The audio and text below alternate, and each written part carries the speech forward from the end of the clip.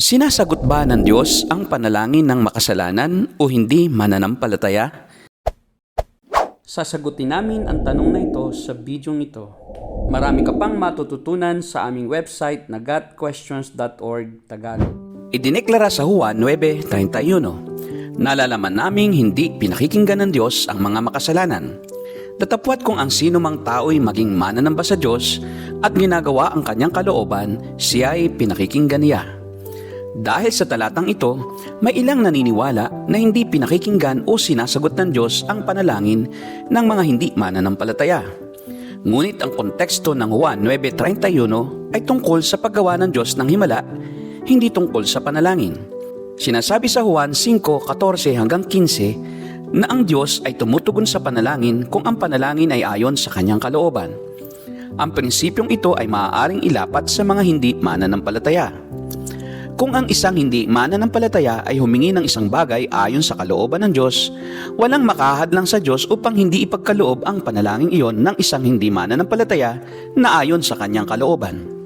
May mga talata sa Biblia na inilalarawan ang pagdinig ng Diyos sa panalangin ng mga hindi mananampalataya. Sa maraming pagkakataon, ang panalangin ay nabanggit.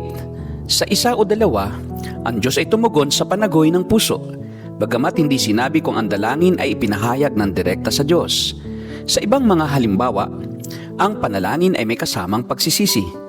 Ngunit sa ibang pagkakataon, ang panalangin ay para sa panlupang pangangailangan kung saan ang Diyos ay tumugon dahil sa kanyang kahabagan o kaya naman ay dahil sa tapat na pananampalataya ng isang tao. Narito ang ilang mga talata na nabanggit ang panalangin ng mga hindi mananampalataya na pinakinggan ng Diyos.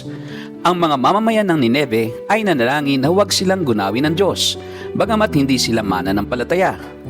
Jonas 3:5-10. Tinugon ng Diyos ang kanilang panalangin at hindi na niya ginunaw ang kanilang lungsod.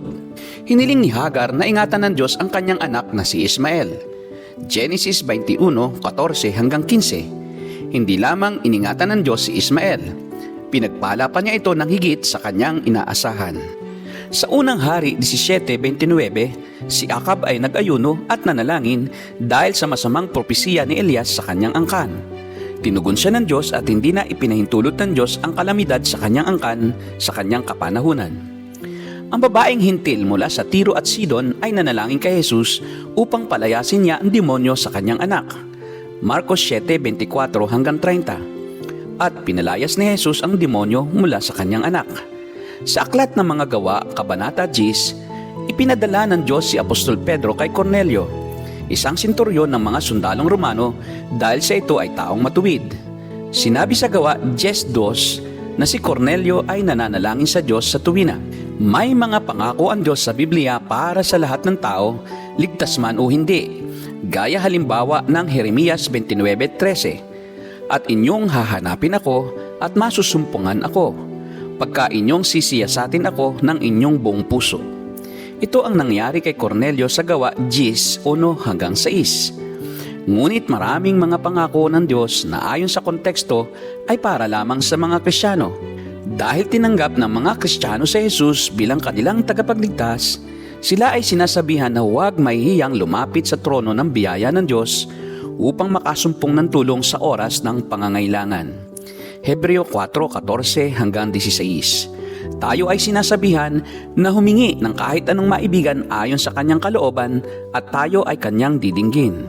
Unang Juan 5:14-15. Marami pang ibang mga pangako ang Diyos para sa mga Kristiyano tungkol sa panalangin. Mateo 21:22, Juan 14:13 at 15:7. Kaya nga, oo, may mga pagkakataon na dinirinig ng Diyos ang kahilingan ng mga hindi mananampalataya. Gayon din naman, sa kanyang biyaya at kahabagan, ang Diyos ay maaaring kumilos sa buhay ng mga mananampalataya bilang sagot sa kanilang mga panalangin. Yan ang aming sagot sa tanong na, sinasagot ba ng Diyos ang panalangin ng makasalanan o hindi mananampalataya? Sa aming website na gotquestions.org Tagalog, mababasa mo ang pagtalakay sa iba't ibang paksa at mga inirerekomenda naming babasahin. Kung nakatulong sa iyo ang video nito, click ang thumbs up at subscribe button. Kung gusto mong mapanood ang aming mga susunod na video, I-click ang bell at panoorin ang mga susunod na sagot sa iba pang mga tanong.